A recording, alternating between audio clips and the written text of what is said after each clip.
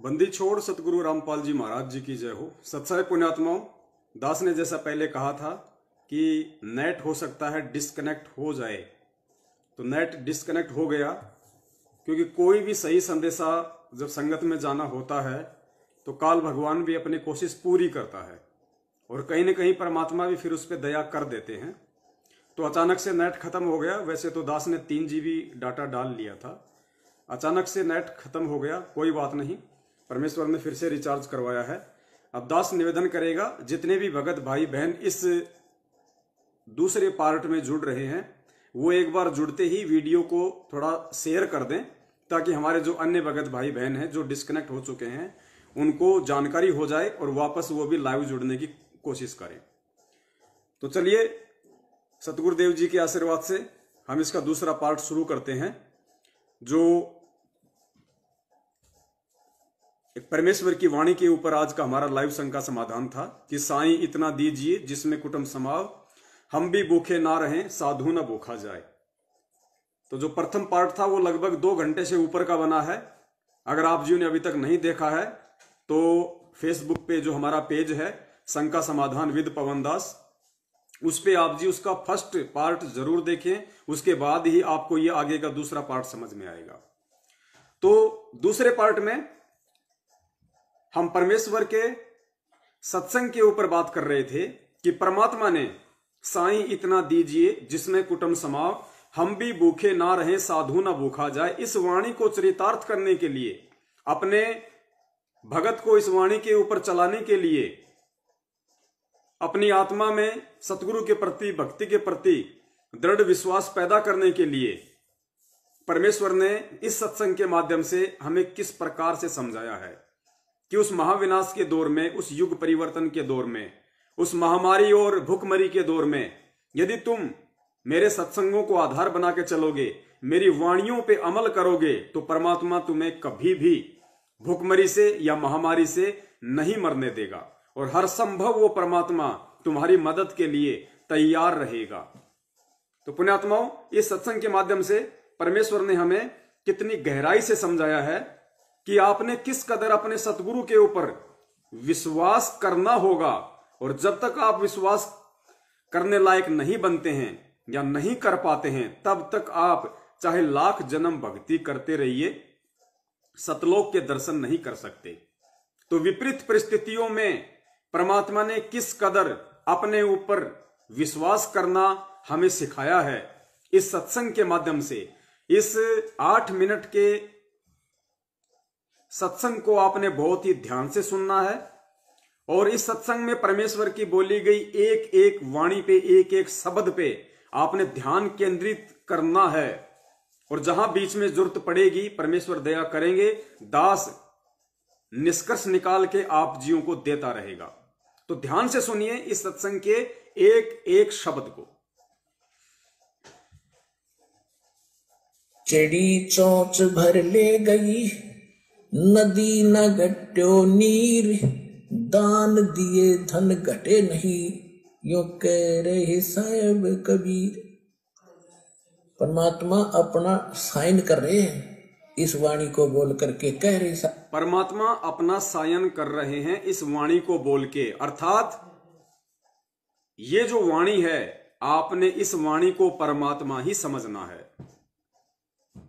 कि ये अटल है, ये संविधान है, ये विधान है परमात्मा का, उनकी वाणियों के रूप में वो टल नहीं सकता।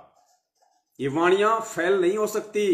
अगर जरूरत है तो भगत ने इन वाणियों के ऊपर अमल करने की जरूरत है, इन वाणियों पे अपने जीवन को ढालने की जरूरत है कि दान करने से धन नहीं घटेगा, ये नियम है परमेश्वर का।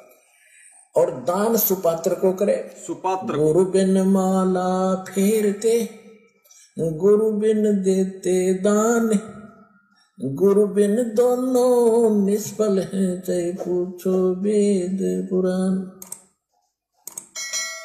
देते को हर देत है, जहां तहां से आण, अण देवा मांगत फिरो, फिर साहिब सुने ना कान। अब परमात्मा ने भूमिका करके दिखाई हमारे को कि साईं इतना दीजियो जिसमें कुटुंब समावे। एक धान। आज हमें इस बिचली पीढ़ी में उस परमपिता परमेश्वर कबीर साहिब जी ने अपनी वाणियों के ऊपर चलाने के लिए, अमल करवाने के लिए 650 साल पहले जब वो कबीर रूप में आए थे, सारी सृष्टि के सारे ब्रह्मांडों के संचालक, राजाओं के राजा, शहंशाहों के शहंशाह, जो पल भर में कुछ भी करने में समर्थ है, जिसने 21 ब्रह्मांड इस काल को भीख में दे रखे हैं, 7 संख ब्रह्मांड जिसने अक्षर पुरुष को भीख में दे रखे हैं, वो परमात्मा कबीर साहब 650 साल पहले क्या नहीं कर सकता था यहां 120 साल के अपने लीला में जीवन में। लेकिन उन्होंने क्या किया वो गुरुदेव बता रहे हैं कि परमात्मा तुम्हें अपने नक्शे कदम पे चलता हुआ देखना चाहता है। जब तक तुम परमात्मा की भक्ति में और परमात्मा के पद चिन्हों पे नहीं चलोगे, उस परमेश्वर की भक्ति कर रहे हो और परमेश्वर के ज्ञान को आधार बना के नहीं चलोगे, जिंदगी में सतलोक नहीं जा सकते। तो परमेश्वर ने खुद 650 साल पहले आके रामानंद जी को अपना मुंह बोला गुरु बना के, एक भगत बन के और भगत की भूमिका करके दिखाई कि भले तुम कितने ही सक्षम हो, भले तुम कितने ही प्रॉपर्टी वाले हो, भले तुम कितने ही बड़े हो, चाहे तुम राजा हो, चाहे तुम सेठ हो, लेकिन अगर तुम्हें ये कबीर परमेश्वर की भक्ति करनी है मोक्ष वाली, तो तुमने इस तरह से अपना जीवन यापन करना पड़ेगा। मेरी इस वाणी पे कि साईं इतना दीजिए जिसमें कुटुंब समाव, हम भी भूखे ना रहें साधु ना भूखा जाए। चाहे तेरे पास में पैसा कमाने के लाख ऑप्शन हो, लेकिन तुझे परमेश्वर की इस वाणी को आधार बना के इस आध्यात्मिक जीवन में चलना होगा, तभी तू सफल होगा। तो देखिए गुरुदेव अपने ही दूसरे रूप कबीर रूप में जब वो 650 साल पहले आए और हर तरीके से समर्थ होते हुए, क्योंकि उनके अलावा तो दूसरा कोई समर्थ है नहीं सृष्टि में, समर्थ होते हुए भी वो परमेश्वर किस प्रकार 120 साल तक एक लीला में जीवन जी के आप और हमें दिखाता है। हम पिछली पीढ़ी वालों के लिए एक सत्संग बना के चले गए परमात्मा 650 साल पहले कि किस तरह से तुम मेरी भक्ति पर लगोगे तब तुम्हारा उद्धार होगा। कितनी गरीबी में कैसा काम करके, और उस गरीबी में जितना पैसा उस परमात्मा के पास में आता था अपनी मेहनत मजदूरी का, उसमें से वो परमात्मा केवल उतना ही रखता था जितना कि परिवार का पेट भर जाए। और उसके बाद यदि 2 रुपए भी बच गए तो गुरुदेव कह रहे हैं कि परमात्मा उसका भंडारा कर दिया करते थे, उसको दान धर्म में लगा दिया करते थे। तो पुण्यात्माओं, आज हम बैंक में लाखों करोड़ों जमा करके जिंदगी में सतलोक नहीं जा सकते। जिंदगी में तो जो पहले पार्ट में जो परमात्मा ने आप जी को संदेशा दिलवाया, उस आधार से हमने हर संभव परमेश्वर के बच्चों की हर मुसीबत में मदद करनी है, परमेश्वर का आदेश समझ के।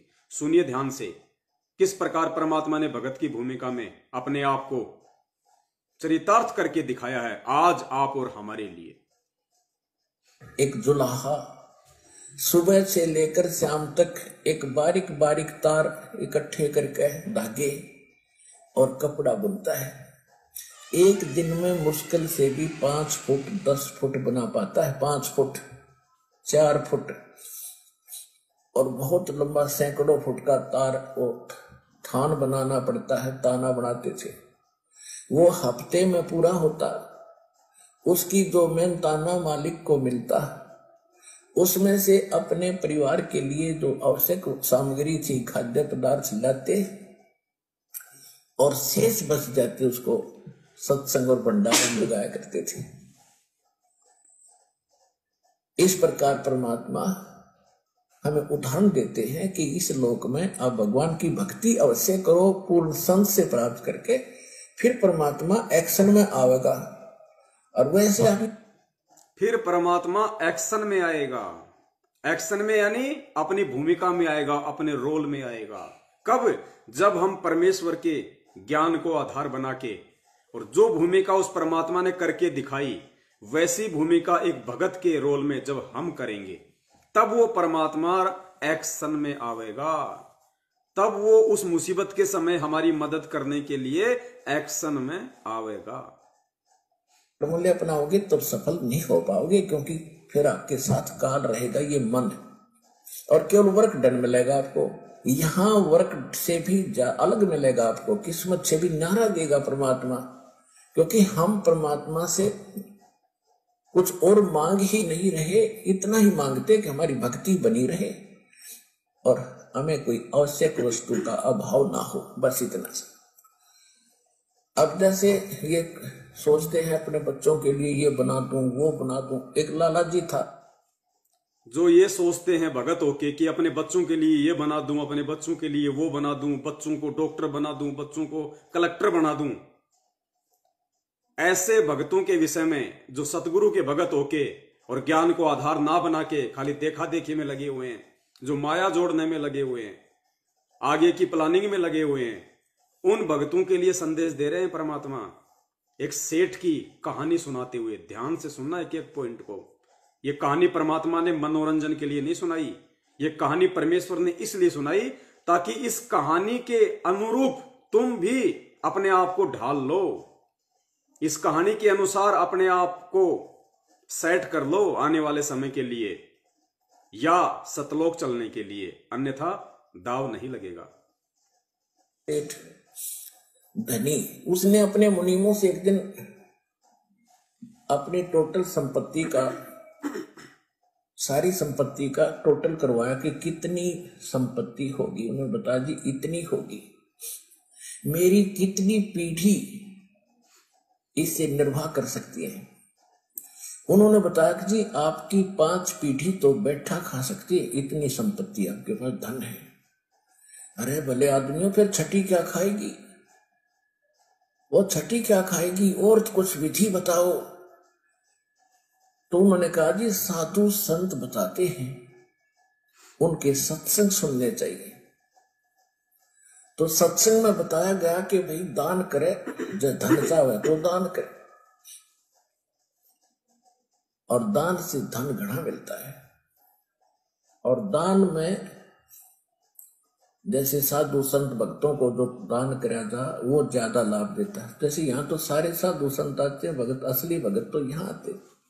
फिर भी जो भी जैसा मालिक के नाम पर कहीं के जंगलों में झोपड़ियों में बैठे थे साधु भगत, तो पिछले संस्कारी होते, पिछले पुण्य उनको प्रेरित करते हैं, तो वो कहीं ना कहीं बैठ कर राम राम करते ही रहते हैं। लेकिन भविष्य का चार्जर उनके पास है नहीं, पिछले पुण्यों उनके पास है, जिस कारण से प्रेरित होकर के इतना बड़ा फैसला लिया, जंगल में बैठे या कहीं भी कोई साधना कर रहे हैं। तो उनके पिछले पुण्य ही वहां फल रहे होते हैं। एक आधे को आशीर्वाद दे दे, उन्हें लाभ हो जाए, उसको रोटी मिल जाए, ऐसा चल रहा था इनका काम। तो एक साधु था और पति पत्नी थे दोनों। अब ध्यान से सुनना, ये संदेश हमारे लिए है। उनको मालूम था यहाँ भगत हैं। तो उस लाला जी ने क्या किया, सेठ ने सभी मुंशियों को कहा कि नौकरों को साथ लो और आसपास जितने भी साधु संत हैं सबको आटा दे आओ, किसी को जो मांगे खांड दावल चाल सब ले जाओ और दे के आओ। अब देते हुए आ रहे थे, उस भगत के यहाँ आए। उन्होंने कहा कि ले भगत जी, हमारे लाला जी ने आपके लिए एक सीधा भेजा है, यानी आटा चावल खांड नमक आदि। ये कथा बहुत ध्यान से सुननी है, हालांकि आपने कई बार सुनी होगी, लेकिन फिर भी आपने गौर से सुननी है। इस कथा में उस भगत और उसकी पत्नी के माध्यम से परमात्मा भगत समाज को क्या संदेश देना चाह रहे हैं। हर कथा का एक सार होता है, हर कथा का एक निष्कर्ष होता है। ये रागनीय नहीं है, ये तत्वदर्शी संत के सत्संग हैं। इनके हर एक शब्द में एक एक पॉइंट है, एक एक संकेत है। इस कहानी के माध्यम से परमात्मा पूरे भगत समाज को, अपने सभी भक्तों को क्या संदेश देना चाह रहे हैं कि वो जो भगत था जिसके पास में उस लाला के मुनीम सामान लेके गए थे, दाल चावल आटा चीनी, और वो भगत था, वो भक्ति कर रहा था, परमात्मा का भगत था, उसने क्या कहा, क्या जवाब दिया। ध्यान से सुनना उस चीज को। ऐसे भाव जब हमारे अंदर से होंगे उस परमेश्वर के लिए, उस परमेश्वर के प्रति, उसकी भक्ति के प्रति, तब पुण्यात्माओं कहीं इस बिचली पीढ़ी में भी जाके हमारा नंबर लगेगा सतलोक के लिए। आप ले लो। उसने अपनी पत्नी से कहा कि देखना कितना सामान अपने पास है। उस भगत ने जब लाला जी के मुनिमु ने कहा कि भाई हमारे सेठ जी ने दाल चावल आटा चीनी भेजी है, सबको दे रहे हैं, तुम भी ले लो, तो उसने भिखारियों की तरह हाथ आगे नहीं कर दिए कि लाओ जी लाओ लाओ लाओ लाओ, हो बहुत अच्छे, दया परमात्मा की, मेरी तो मालिक ने सुन ली, भगवान ने सुन ली, लाओ जी लाओ लाओ लाओ, दे जाओ 15-20 दिन का, ये नहीं कहा उसने अपनी पत्नी से कहा कि देख जरा घर में कितना सामान है, एक एक पॉइंट को ध्यान से सुनना, हमने भिखारी नहीं बनना इस कदर जिस कदर ये मैनेजमेंट बना हुआ है, चाहे कोई किस्तों में दे दे ज्योति पाठ का पैसा, चाहे नगद दे दे, कैसे भी दे दे, चाहे अनाज दे दे, और आप लोगों को भी वही शिक्षा दे रहा है आने वाले समय में वैसा ही आचरण करने की। तो ध्यान देना सेठ ने अपनी पत्नी से क्या कहा और आगे क्या वार्ता होती है। देखना, खांड दावल चाल सब ले जाओ और दे के आओ। अब देते हुए आ रहे थे, उस भगत के यहाँ आए, उन्होंने कहा कि ले भगत जी, हमारे लाला जी ने आपके लिए एक सीधा भेजा है, यानी आटा चावल खांड नमक आदि दाल, आप ले लो। उसने अपनी पत्नी से कहा कि देखना कितना सामान अपने पास है। उसने कहा जी शाम का है, दिन में गए थे, शाम का हमारे पास है। शाम का है, कहा जी। उन्होंने कह दिया भी हम नहीं लेते, हमारे पास शाम का सामान है। तो उस कहने लगे भगत फिर कल भी खा लियो। बोला कल की कल देखी जाएगी, अब नहीं देखी जाएगी। बड़े कमाल की बात है। उन्होंने नहीं लिया तो वापस लेकर आ गए। वो सेठ ने पूछा तुम देकर क्यों नहीं आए? वो एक और वहां भी था, उसने गिन रखे थे, सारे गिनवा। उस भगत ने कहा अपनी पत्नी से कि देख घर में कितना राशन है। उसने कहा जी शाम का तो है, आज शाम तक हम खाना खा सकते हैं। तो मुनिमो ने कहा, जब उसने कहा कि साहब आज शाम का है, तो भगत ने मना कर दिया उन सेठों को। बोला नहीं जी हमें नहीं चाहिए। देखो कितना विश्वास होना चाहिए, कितनी दृढ़ता होनी चाहिए। हालांकि वो नकली भक्ति करता था, वो पूर्ण परमेश्वर का भगत नहीं था, वो तत्व ज्ञान से परिचित नहीं था, लेकिन वो किसी जन्म का संस्कारी व्यक्ति था, परमेश्वर की शरण में रहा था। वो गुण, वो भक्ति गुण उसके अंदर थे। इसलिए उसने कहा कि भाई हमारे पास शाम का आटा है, शाम का खाना हम खा सकते हैं। और यहां एक चीज हमने और पुण्यात्माओं गहनता से सोचनी है, वो तो परमात्मा का भगत नहीं था, भक्ति विधान से परिचित नहीं था, इसलिए उसने कह दिया कि भाई हम नहीं लेते, हमारे पास शाम का है। आज यदि आप होते उसकी जगह, तो चाहे शाम का आटा ना होता तो भी आपने उससे किसी प्रकार की मदद, वो फ्री वाली नहीं लेनी थी। हमने उससे वो फ्री वाली मदद भी नहीं लेनी थी जो आज गवर्नमेंट हमारे को मदद करती है ना। लॉकडाउन में गवर्नमेंट आटा बांटती है, राशन बांटती है, भगत को स्वीकार्य नहीं होना चाहिए बिल्कुल भी, चाहे भूखे क्यों ना मरना पड़ जाए। सरकार की दी हुई भीख, किसी मंत्री की दी हुई भीख, किसी समाज सेवी संस्था के द्वारा बांटा गया राशन संत रामपाल जी महाराज जी के भगत को अंतिम श्वास तक स्वीकार्य नहीं होना चाहिए, चाहे भूख से प्राण ही क्यों ना निकल जाएं। लेकिन उसको परमात्मा का ज्ञान नहीं था, उसके बावजूद उसने ये कहा कि भाई शाम का तो है। अगर शाम का नहीं होता, हो सकता है वो व्यक्ति उनसे आटा दाल चावल ले लेता, लेकिन हमने तो उससे भी ज्यादा सतर्क होकर चलना है इस काल लोक में। सुनिए आगे। कल देखी जाएगी, अब नहीं ले हम। बड़े कमाल की बात है। उन्होंने नहीं लिया तो वापस लेकर आ गए। वो सेठ ने पूछा तुम देकर क्यों नहीं आए? वो एक और वहां भी था, उसने गिन रखे थे, सारे गिनवा रखे थे। उन्होंने कहा जी उन्होंने ये नहीं लिया। क्यों नहीं लिया? उसने ये कहा कि शाम का तो है, सुबह का भगवान और देगा, आप देगा, हम टेंशन नहीं लिया करते। अब उस लाला जी का सिकरो घूमा फिर दिमाग का। अरे तेरा गजब हुई हो, मैं तो छठी पीढ़ी का ठेका ले रहा हूं, सुबह की भी परमात्मा पे छोड़ दी। उस भगत की ऐसी बातें सुन के लाला जी के भी स्क्रू ढीले हो गए। उसने सोचा कि मैं तो छठी पीढ़ी का ठेका ले रहा हूं, और उसको श्याम की भी चिंता नहीं, वो भी उसने भगवान पे छोड़ दिया।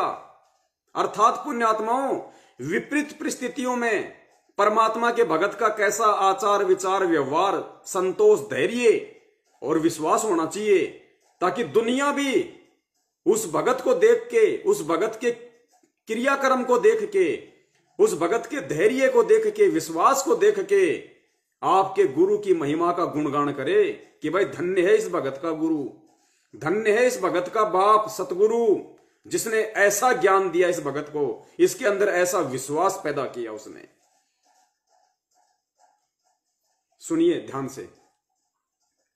वहां से चलकर वहां आया, उसने पूछा कि भाई आप ऐसा निर्णय क्यों ले रहे हो, भूखे मरोगे? भूखे, वो कहने लगे भूखे मरा करें, वो तो भगवान पर विश्वास नहीं करते। और हमें भगवान आगे से आगे देखता उसने, क्योंकि ज्ञान सुन रखा था। लाला जी को बैठा लिया, कहते मां के पेट में जब आप थे किसने चिंता थी तेरी? यह तो बात सही है। जब आप मां के गर्भ से बाहर आए, आपका दांत नहीं थे, आप रोटी चावल आटा नहीं खा सकते थे, और उससे पहले आपकी मां के स्तन में दूध भी नहीं था, अब नहीं था। बाहर आते ही बालक कितना चिंतित है, आपको अमृत दूध पिलाया, और अब तू ठेकेदार हो रहा छठी पीढ़ी का, तेरी बुद्धि भ्रष्ट होगी लाला जी।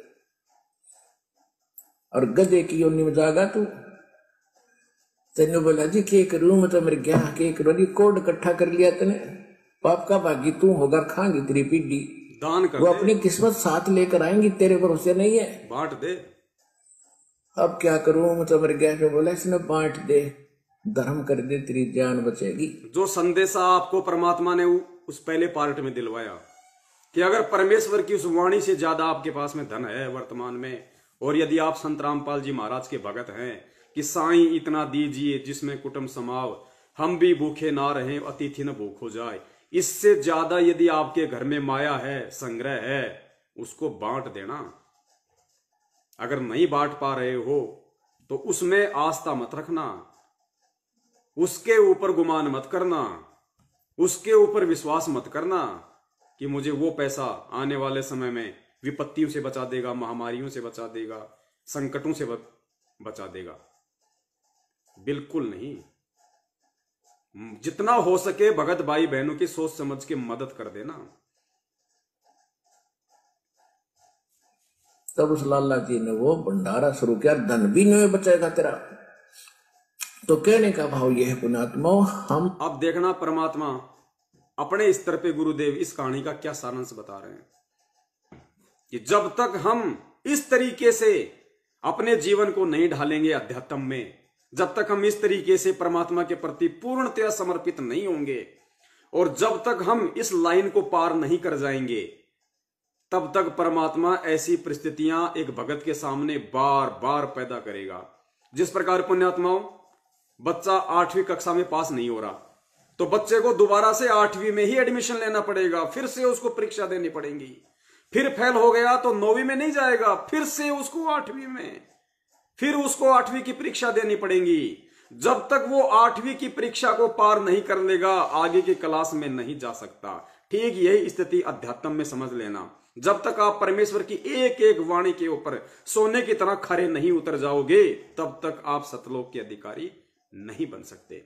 अब परमेश्वर क्या निष्कर्ष बता रहे, ध्यान से सुनना।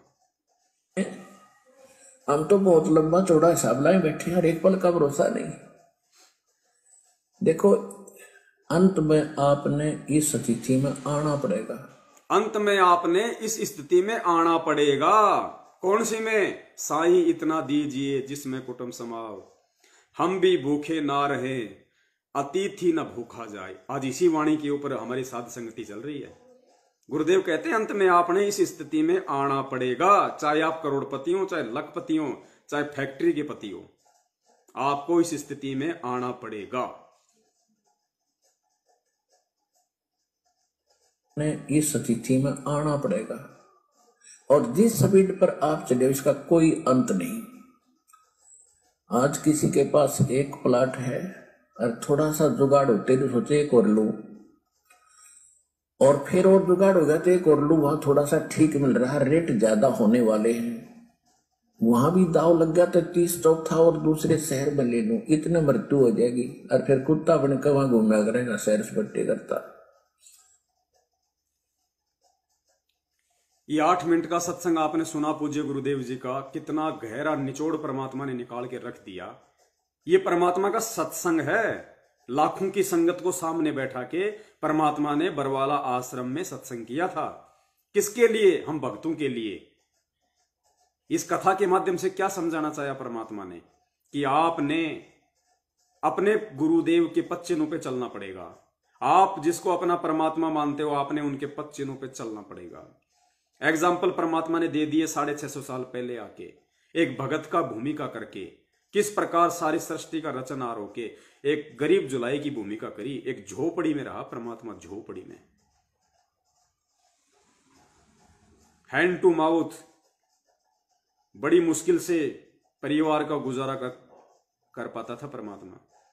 और उसमें भी अगर कुछ बच जाता था, परमात्मा घर पे नहीं रखते थे उस पैसे को। पुण्यात्मा, ये पॉइंट हैं, एक एक पॉइंट को अपने जीवन में उतारना पड़ेगा। परमात्मा एक भी पैसे को अपने घर में नहीं रखते थे। गुरुजी कहा कि जितनी घर में जरूरत थी राशन की, अपना राशन खरीदा, उसके बाद अगर 1 रुपया बच गए, अगर 2 आने बच गए उस समय की कमाई के अनुसार, तो परमात्मा उस 2 आने को घर में नहीं रखते थे, उस जहर को अपने घर में नहीं आने देते थे। वो जहर था, जहर, माया, काल, परमात्मा उसका भंडारा कर देते थे, उसको बांट देते थे।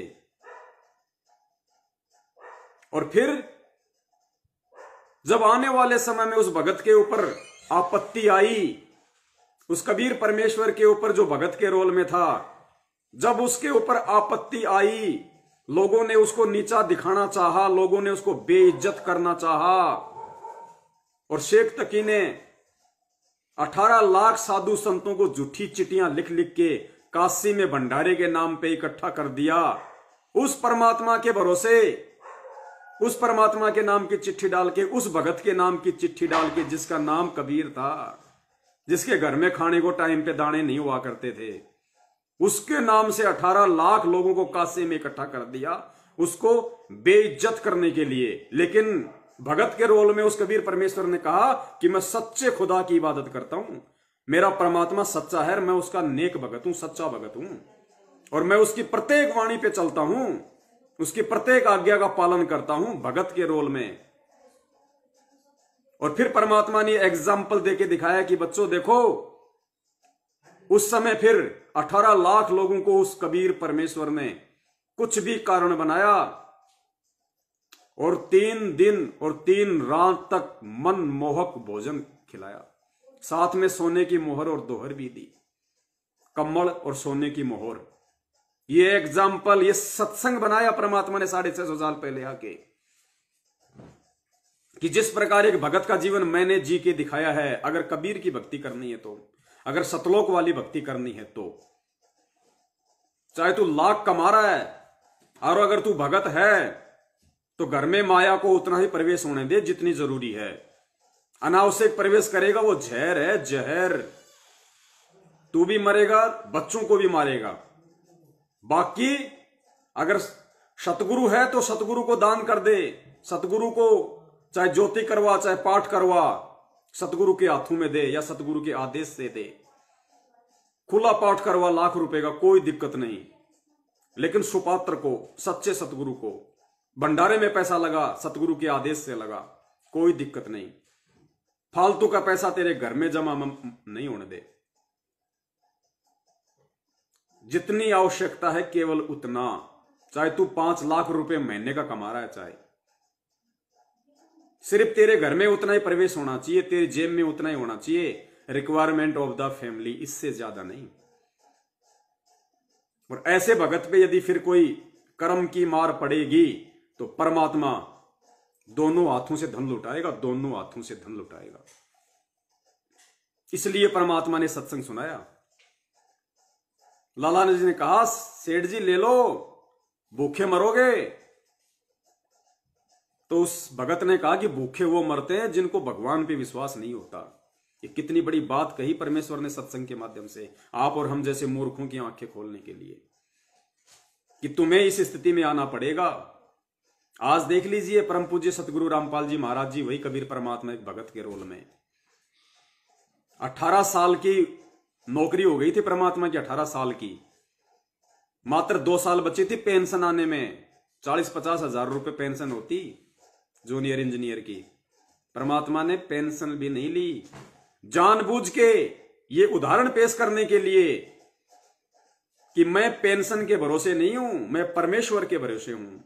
और परमात्मा ने नौकरी से रिजाइन दे दिया भक्ति के लिए, आप और हमारे लिए, इस ज्ञान को फैलाने के लिए। नहीं, जिस परमात्मा ने 18 साल तक नौकरी की, क्या वो 2 साल और नहीं कर सकता था? बताइए, कर सकता था ना। लेकिन वो नौकरी छोड़नी थी परमात्मा ने, आने वाले समय में उन भक्तों के सामने उदाहरण पेश करने के लिए जो माया को भक्ति से ज्यादा महत्व देते हैं, जो सोचते हैं कि मेरी नौकरी आजीवन मेरा साथ दे देगी, पेंशन हो जाएगी मेरी, बढ़िया बैठे बैठे मेरी तनख्वाह आएगी। उन भक्तों के लिए ये पुण्यात्माओं, आने वाले समय में सब पेंशन बंद, सरकारी नौकरियां सब खत्म। आने वाले समय में बहुत जल्दी सरकारी नौकरी सब खत्म, पेंशन सब खत्म, क्योंकि युग परिवर्तन है। ज्यादातर लोगों का सर्वनाश, जमीन खाली पड़ी रहेगी, मकान खाली पड़ी रहेंगे। आराम से रहो, जमीन में पैदा करो, परमात्मा टाइम पे वर्षा करेगा, बढ़िया अन्न होगा, अपनी भैंस लाओ, अपनी गाय लाओ, बढ़िया अपना झोपड़ी डालो, कहीं भी रहो, परमात्मा की भक्ति करो। फालतू की चोचलागिरी बिल्कुल नहीं होगी। लघु उद्योग होंगे, छोटे छोटे कारखाने होंगे जो पहले हुआ करते थे, हाथों से सामान बना करेगा जो पहले बना करता था। लघु उद्योग होंगे, धीरे धीरे धीरे धीरे ये भौतिकता सब समाप्त हो जाएगी, धीरे धीरे बहुत कम रह जाएगी, बहुत कम। ना सरकारी नौकरी रहेगी और ना जिसकी पेंशन आ रही है उसकी पेंशन आएगी। कल को वर्ल्ड वार हो जाए, कौन देगा आपको पेंशन? सरकार वैसे दिवालिया घोषित हो जाएगी, आपको हर महीने 50,000 रुपए कौन डालेगा बड़े भैया? जबकि ये तो युग परिवर्तन का दौर है, परमात्मा का राज आने वाला है। बैठे बैठे तोड़ने के लिए कुर्सी और भरने के लिए जेब नहीं मिलेगी। जितनी मेहनत उतना पैसा, जितनी सेवा उतनी पैसा। बहुत लिमिटेड लोग होंगे जो पैसे के लिए काम करेंगे, बहुत लिमिटेड। उनको उतना ही मिलेगा जितना उनके घर में जरूरत है, क्योंकि वो परमेश्वर के भगत होंगे। वो चाहे लाख रुपए का काम करे, लेकिन उसको उतना ही मिलेगा और वो उतना ही चाहेगा जितना उसके परिवार के लिए उसको जरूरत है। ऐसा नहीं कि आप फर्स्ट ग्रेड के मास्टर बन गए, ले रहे हो 60,000 रुपए। नहीं भैया, उतना ही मिलेगा, क्योंकि आगे परमात्मा का विधान होगा, परमात्मा का संविधान होगा, नए तरीके से पूरा काम होगा। तो भूल जाना उन सब चीजों को, आप सिंपली हर तरीके से तो आदत डाल लो अभी परमात्मा पे विश्वास करने की। आपकी पेंशन आपका परमात्मा है, आपकी नौकरी आपका परमात्मा है। इस नौकरी के भरोसे मत रहो जो आज आप 50,000 की कर रहे हो या 2 लाख की कर रहे हो। ये तो समाप्त होने वाली है आपकी आंखों के सामने। आगे देखिए, परमपिता परमेश्वर ने फिर अपने भगत का और दृढ़ विश्वास करने के लिए किस प्रकार से निर्देशित किया है। एक विश्वासी भगत के लिए, अपनी वाणियों पे चलाने के लिए कि इसको विश्वास हो, एक सत्संग और किया परमात्मा ने छोटा सा। परमात्मा कहते हैं कि तुम महीने में 3 दिन तो मर कर देख लो। जो हम मरेंगे फिर तो वापस आ ही नहीं सकते, वैसे मरते हैं, काल मारेगा जब तो वापस आ ही नहीं सकते, सारा काम रह गया, बिगड़ गया। और हम 3 दिन मर जाएंगे, जीवित मरना है। नो सोच ले हम मर गए और आश्रम की तरफ चल पड़ी।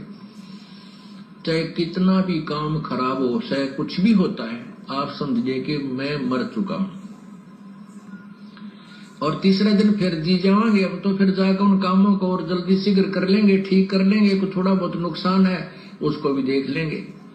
और फिर जिसके लिए हम मरते हैं तो वह, ध्यान से सुनना, परमेश्वर का छोटा सा सत्संग है लेकिन रहस्य बहुत गहरा है। परमात्मा ने एक छोटा सा एग्जाम्पल दिया कि जब तुम सत्संग की तरफ चलते हो 3 दिन, तो जीवित मर के आओ। जीवित मरने का मतलब अपने दिमाग को बिल्कुल शून्य करके, ना कोई काम धंधे की टेंशन रखो। ऐसा नहीं कि भाई रोजाना दुकान से मैं 5,000 रुपये कमा रहा हूं, 4-5 मेरे पास में कारीगर काम कर रहे हैं, मैं 3 दिन सत्संग चला गया, पता नहीं वो लड़के पीछे से कैसा काम करेंगे, घाटा होगा या नुकसान होगा, वो खा जाएंगे, बीच में से गफला कर लेंगे। कुछ नहीं, ये सोच के आओ कि मैं मर चुका हूं, ना कारीगर है, ना दुकान है, ना काम धंधा है, कुछ नहीं है, ना नफा है, ना घाटा है, ना नुकसान है, कुछ नहीं है। जीवित मर के 3 दिन कि कुछ नहीं है, मैं मर गया।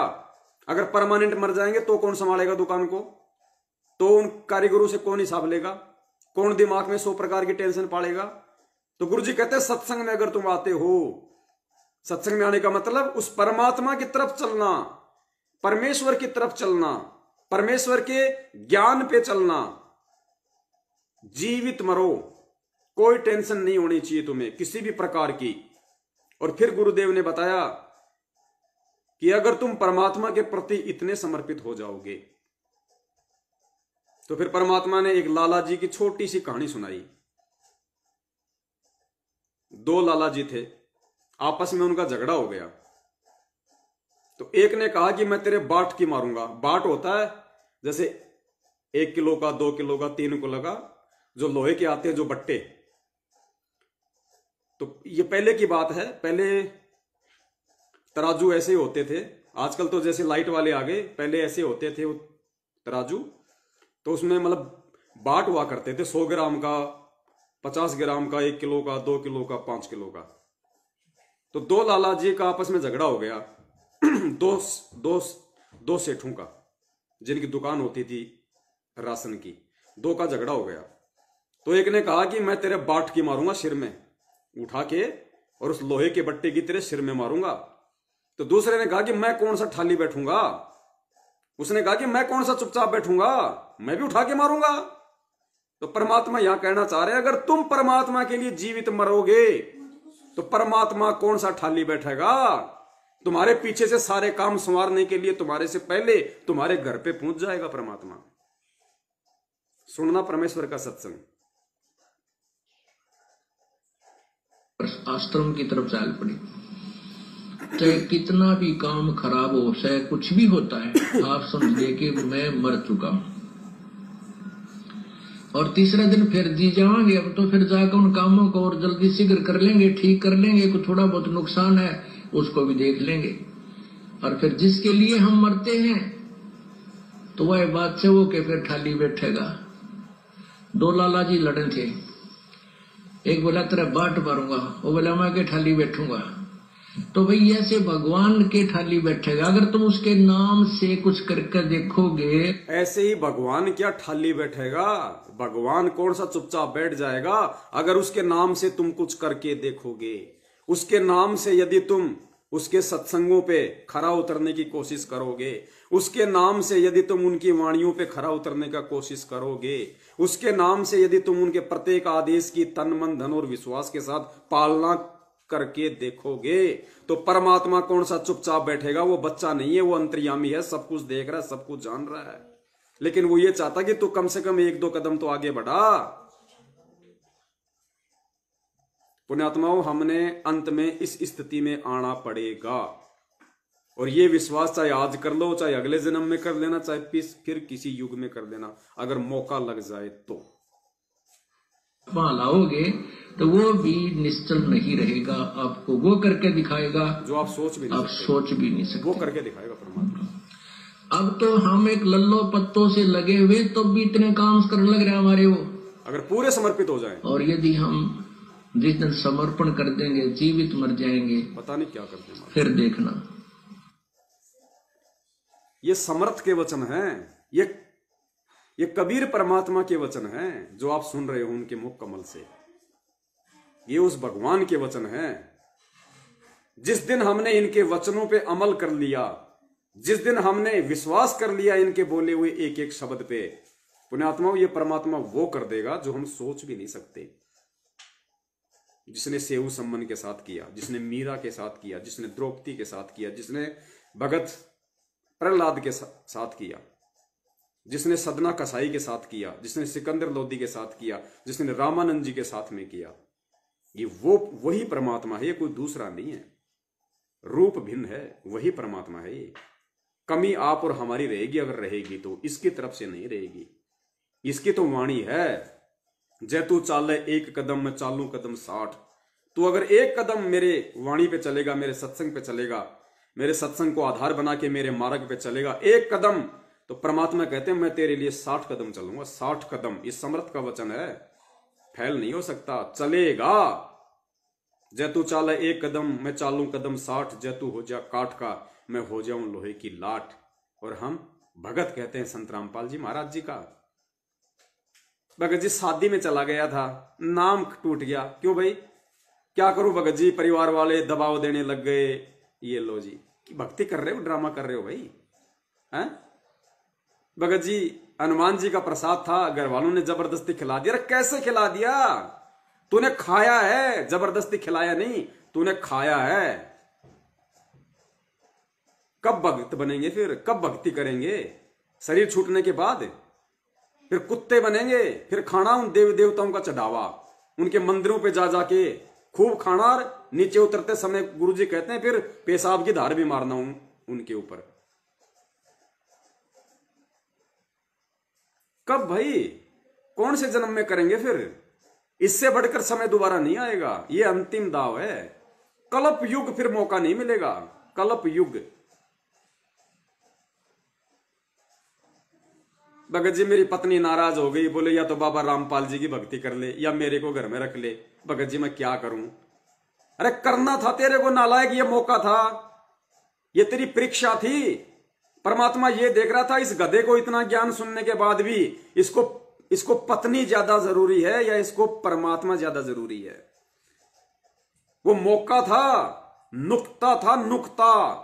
अगर पार हो जाता, अगर हिम्मत कर लेता कि भगवान 320 बार चली जा, कोई बड़ी बात नहीं है, ये परमात्मा बार बार नहीं मिलता, तू तो बहुत बार मिल जाएगी।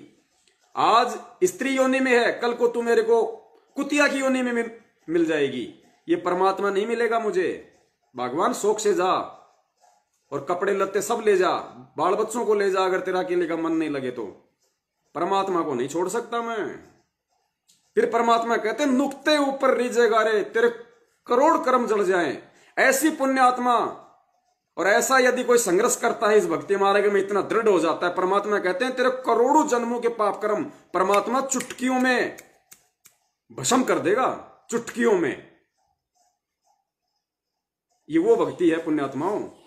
लेकिन हम भी तो आगे बढ़े हैं, हम परमात्मा को खींच रहे, हम आगे जा नहीं रहे। ये वो भक्ति है। एक छोटा सा सत्संग और सुनिए परमपिता परमेश्वर जी का, इसी विश्वास को लेके। गुरु जी कहते हैं चाहे तेरे को सब कुछ सर्वनाश होता दिखाई दे, विश्वास करके देख ले एक बार। अपने आत्माओं, हमारा इतना दिल कमजोर हो चुका है कि हम वहां तक बुद्धि उठती नहीं ना, दिल डटता कि हम भगवान पे इतना विश्वास कर सके। जैसे कहते हैं कि तुलसी बेरुआ बाग में, तुलसी बेरुआ बाग में सीचत भी मुरझावे, राम भरोसे जो रहे वो पर्वत पर लहरावे। बगीचे के अंदर बूटा लगा दिया, पौधा लगा दिया, सिंचाई करते करते खत्म हो जाता है, मुरझा जाता है। राम भरोसे पर्वत के ऊपर कोई संभालने वाला नहीं, कोई सिंचाई करनिया नहीं। कहते राम भरोसे जो रहे पर्वत पर लहरावे। गुरु जी ने एक वाणी का हवाला दिया कि तुलसी बिरुआ बाग में सींचत भी मुरझावे, राम भरोसे जो चले वो पर्वत पे लहरावे। गुरु जी कहते हैं बागवान छोटे छोटे पौधे लगाता है, पानी डालता है, खाद डालता है, आवारा पशुओं से उसकी रक्षा करने के लिए चारों तरफ पता नहीं क्या क्या 100 प्रकार के यत्न करता है, बाढ़ लगाता है, फिर भी वो पौधे मुरझा जाते हैं। और दूसरी तरफ परमात्मा कहते हैं राम भरोसे जो चले वो पर्वत पे लहरावे। जो राम भरोसे रहते हैं, जो परमात्मा के आश्रित होते हैं, कहते हैं पहाड़ के ऊपर भी लहराते हैं, वो लहराते हैं, पेड़ बन जाते हैं अच्छे। अब पहाड़ पे बताओ किसने पानी दिया, किसने खाद दिया, लेकिन वो राम भरोसे थे, इसलिए लहरा रहे हैं।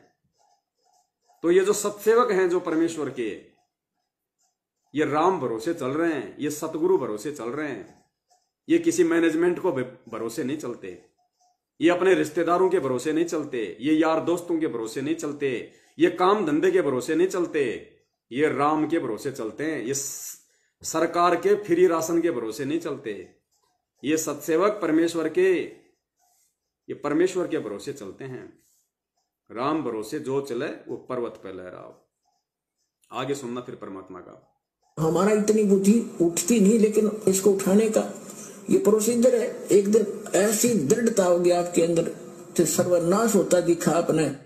गुरु जी कहते हैं ये प्रोसीजर है, अपनानी पड़ेगी, और एक दिन आपके अंदर ऑटोमेटिक ऐसी दृढ़ता आ जाएगी, ऐसी दृढ़ता आ जाएगी, चाहे आपको सर्वनाश होता दिखे आप पीछे नहीं हटोगे। सर्वनाश होता दिखे मतलब वो युग परिवर्तन का समय, घोर संकट का समय, चाहे कुछ भी हो जाए आप पीछे नहीं हटोगे। और जब आप पीछे नहीं हटोगे तो परमात्मा के तो पीछे रहने का सवाल ही पैदा नहीं होता। सिंचत भी मुरझावे, राम भरोसे जो रहे वो पर्वत पर लहरावे। बगीचे के अंदर बूटा लगा दिया, पौधा लगा दिया, सिंचाई करते करते खत्म हो जाता है, मुरझा जाता है। राम भरोसे पर्वत के ऊपर कोई संभालने वाला नहीं, कोई सिंचाई करनिया नहीं। कहते राम भरोसे जो रहे पर्वत पर लहरावे। तो हमारा इतनी बुद्धि उठती नहीं, लेकिन इसको उठाने का ये प्रोसीजर है। एक दिन ऐसी दृढ़ता होगी आपके अंदर कि सर्वनाश होता दिखा आपने। आप दृढ़ रहना भगवान के ऊपर, फिर देखना दृढ़ रहना, ऐसा बादल टल जाएगा, दुख का कोई सोच भी नहीं सकते। ऐसा बादल टल।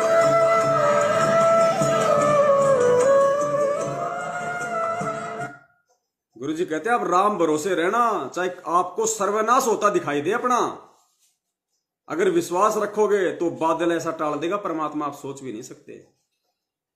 और यहां कोरोना के डर से बीमारी आई नहीं, लोगों ने इंजेक्शन लगवा लिए। ये सतगुरु की भक्ति नहीं है भैया, ये सतगुरु के ज्ञान में नहीं है।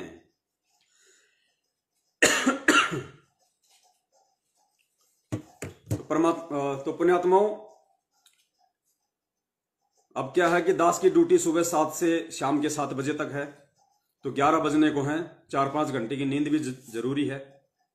और दूसरी, दास आप जियों से ये विनती करता है, प्रार्थना करता है कि दास अब पहले की तरह इतना समय नहीं दे पाएगा, जो ऑडियो वीडियो वगैरह हैं, वीडियो वगैरह बनाना, अपलोड करना। तो परमात्मा ने ऑलरेडी बहुत सारी वीडियो फेसबुक पे अपलोड करवा रखे हैं।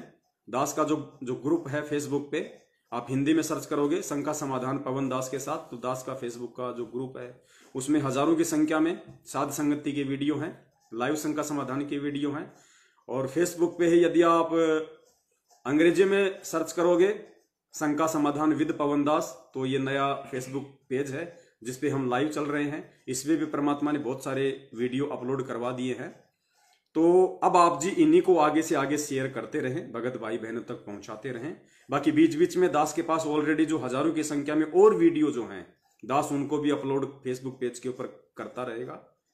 और आप जियों की शेयर करने की सेवा है, आप शेयर नहीं करेंगे तो लोगों को मालूम नहीं पड़ेगा। तो ये हमारी ड्यूटी है, हमारी सेवा है। और पुण्यात्माओं, ये ही सेवा है और कोई सेवा नहीं है। आने वाले समय में आपको तिनका उठाने का मौका भी नहीं मिलेगा। वो आत्माएं आएंगी उस परमात्मा की, वो अच्छी आत्मा, साधु आत्मा, सेवा करने वाली आत्मा आएंगे, आप लोगों को तिनका उठाने का भी मौका नहीं मिलेगा। ये सेवा आज है, ये साध संगति वाली, हमारे भटके हुए भगत भाई बहनों को सही मार्ग पे लाने की, समझा के ये वीडियो भेज के, ताकि उनकी बुद्धि खुले। आप देखते हो आए दिन दास के पास फोन आते हैं, आप लोगों के पास भी फोन आते हैं, रो रो के कहते हैं कि भगत जी आपके वीडियो नहीं मिलते तो हम तो नरक में जा रहे थे, हम गुरु जी के ज्ञान को बिल्कुल भी नहीं समझ पा रहे थे। बहुत सारे लोग जो बरवाला कांड के बाद में भक्ति छोड़ चुके थे, आज वो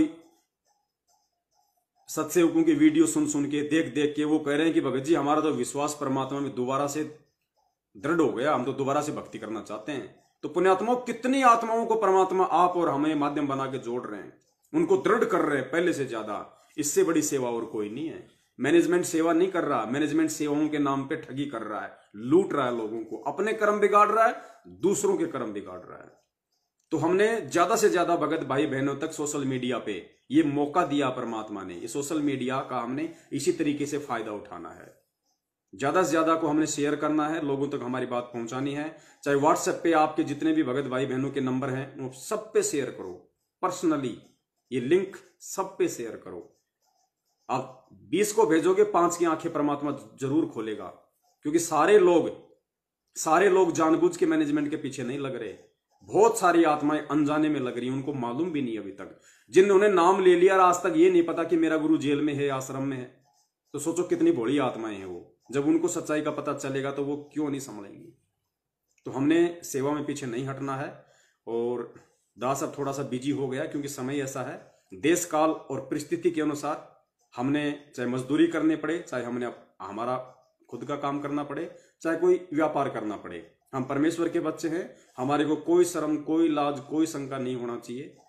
हम पहले मान लो लाख कमा रहे थे महीने का, आज हम 200 रुपये कमा रहे दिन का, तो भी हमने परमेश्वर का प्रसाद समझ के, हालांकि इस 10-12 हजार रुपये में मेरे परिवार का गुजारा नहीं होना, मुझे पता है, क्योंकि 12,000 रुपये में परमेश्वर का 10वां अंश भी निकलेगा।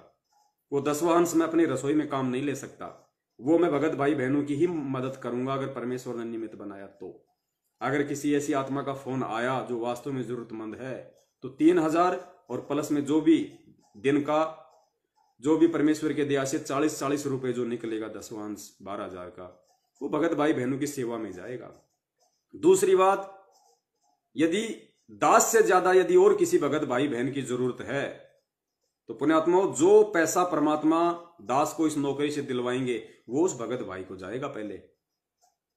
मुझे अपनी टेंशन नहीं है उस परमेश्वर के ज्ञान आधार से कि मेरे परिवार में राशन आएगा या नहीं आएगा, मकान किराया दिया जाएगा या नहीं दिया जाएगा। हाथ जोड़ लेंगे, अगर मेरे से ज्यादा अगर उसकी प्रॉब्लम है तो वास्तव में तो जो सैलरी का पैसा है वो भी आदि या जैसा भी है वो उसको जाएगा।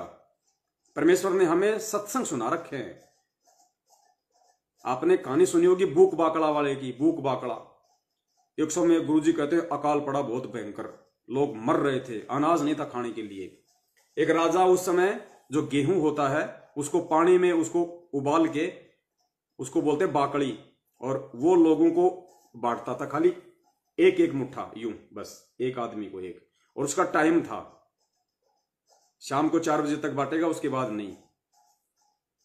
तो एक आदमी इतना भूखा, इतना भयंकर भूखा कि आज अगर उसको वो बाकड़ी नहीं मिले तो वो मर जाएगा। बड़ी मुश्किल से वो वहां तक पहुंचा, बस वो ही था लास्ट, और बाकड़ी भी खत्म थी और आदमी भी वही था लास्ट, उसको दे दिया। उसने शुक्र मनाया परमात्मा का और वो लेके चल दिया। सोचा थोड़ा आगे चल के खाऊंगा, कहीं कोई पानी वाणी का जुगाड़ होगा। वो जा ही रहा था, इतने में उधर से उससे भी ज्यादा भूखा एक और आया। देखो वो परीक्षा थी, वो परमात्मा उसकी परीक्षा ले रहा था। उससे भी ज्यादा भूखा आया और वो इतना भूखा, उसको अगर 2 मिनट में नहीं मिले तो वो प्राण छोड़ेगा। और उसने कहा कि भाई दे दे थोड़ा। तो उसने कहा कि महाराज आधा ले ले। आधा मैं खा लूं, आधा नहीं, नहीं भाई पूरा दे, पूरा। इतना भूखा। गुरुजी कहते हैं उस पुण्यात्मा ने जो खुद बिना अनाज के मरने वाला था, इतनी भूख थी, उसने अपनी चिंता ना करके और सामने वाले को पूरा का पूरा दे दिया।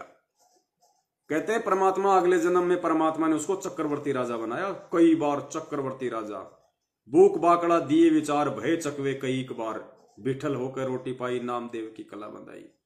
कई बार उसको चक्रवर्ती राजा बनाया उस इतने से अनाज के बदले में। तो पुण्यात्माओं ये वो भक्ति है। आज हमने अपनी नहीं, आज हमने परमेश्वर की प्रत्येक आत्मा के विषय में सोचना पड़ेगा। हमने मैनेजमेंट की तरह स्वार्थी नहीं होना, ठग नहीं होना। हमने लोगों को ठगना नहीं है। कबीरा आप ठगाइए और ना ठगिए कोई, आप ठगाए सुख होत है, दूसरों को ठगने से दुख होए। तो ये तो काल एजेंट है, इनकी तो लोक लाज, इनकी मर्यादा, इनकी दया धर्म सब कुछ नष्ट भ्रष्ट है। इनको तो अपनी जेब भरने से मतलब है। आप किसी भी कोऑर्डिनेटर को जाके देख लीजिए, 90% के पास में अथाह संपत्ति है। चाहे कुरुक्षेत्र का, चाहे वो बसंत सैनी हो, चाहे हरियाणा का स्टेट कोऑर्डिनेटर अमन गोदारा हो, चाहे राजस्थान का प्रकाश हो, चाहे हिमाचल का ये ओम प्रकाश हो, और विष्णु साहू का तो कहना क्या, बैतूल वाले का, वो तो कई करोड़ों का जो आश्रम है वहां पे, उसको अपने बाप दादे की प्रॉपर्टी समझ चुका है। स्विमिंग पूल बना लिए, बढ़िया ऐश कर रहा है। उसको तो जिस दिन परमात्मा को सौंपने का समय आएगा ना, उसके तो अक्के बक्के हो जाएंगे, छोड़ नहीं पाएगा वो प्रॉपर्टी को। पुण्यात्मा, इस कदर काल ने उसको जकड़ लिया है। वो अपनी समझ बैठा है, वो भक्तों का दान है आश्रम, लेकिन वो अपनी समझ बैठा है अज्ञानता में, छोड़ने में उसके पसीने आएंगे। और वैसे भी उसके पास अब स्कॉर्पियो है, बढ़िया बढ़िया गाड़ी है, बढ़िया बढ़िया मकान बना लिए। कहां से? खुद कौन सा काम कर रहा था वो? पहले एक बैंक में नौकरी करता था, वहां उसने 420 करी, बैंक से उसको निकाल दिया। फिर वो जय गुरुदेव पंथ में गया, विष्णु साहू एमपी का स्टेट कोऑर्डिनेटर। जय गुरुदेव पंथ में उसने 3-4 लाख रुपए का उसने घपला किया, वहां से उसको धक्के मार के निकाले। फिर ये संत रामपाल जी महाराज जी के मार्ग में आया, और उसके बाप ने उसको पहले कह दिया था कि विष्णु बेटा, ये सच्चा मार्ग है, यहां घपला मत करना। और सबसे बड़ा घपला उसने यहां कर दिया। तो पुण्यात्माओं, ये काल का बहुत बड़ा जाल है। वो कैसे फांस लेगा और कब फांस लेगा पता भी नहीं चलेगा, यदि हम सतगुरु से दूर हैं तो, साध संगति से दूर हैं तो कोशिश करो परमपिता परमेश्वर की वाणियों पे चलने की। दास भी पूरी कोशिश करेगा, आप भी पूरी कोशिश कीजिए। हम परमेश्वर के प्रत्येक वचन की तन मन धन से पालना करें, और जैसा हमें परमात्मा बनाना चाहते वैसा हम बनने का प्रयास करें, परमेश्वर को दंडवत करते हुए, उनसे विनती करते हुए। पुण्यात्माओं, तभी ये हमारा जन्म सफल होगा, अगर इसी जन्म में अगर मोक्ष प्राप्त करना है तो। अन्यथा परमात्मा ने हजारों साल के लिए कहा है कि हजारों साल ये मार्ग चलेगा। अगर आपकी नई इच्छा है, आप नहीं इन चीजों को कर पाते हैं, तो अगले जन्म में देखेगा परमात्मा, फिर अगले जन्म में देखेगा। भाई नहीं, भगत वही होगा, ज्ञानी वही होगा, विद्वान वही होगा, अच्छी और संस्कारी आत्मा वही होगी जो इसी जन्म में अपना सब कुछ दांव पे लगा देगी, सतगुरु के विश्वास के ऊपर, सिर्फ सतलोक के लिए, अपने आत्म कल्याण के लिए, और कोई स्वार्थ नहीं, कोई लोभ लालच नहीं। फिर देखना, जतु चाले एक कदम में चालू कदम 60, जतु हो जा काट का, परमात्मा सतलोक में बैठा देगा फिर। तो इसी के साथ दास अपने शब्दों को विराम देता है, और परमपिता परमेश्वर सतगुरु रामपाल जी महाराज जी का दंडवत धन्यवाद करता है, जो परमेश्वर ने साध संगति के लिए आप और हम सभी आत्माओं को ये अनमोल समय बख्शा।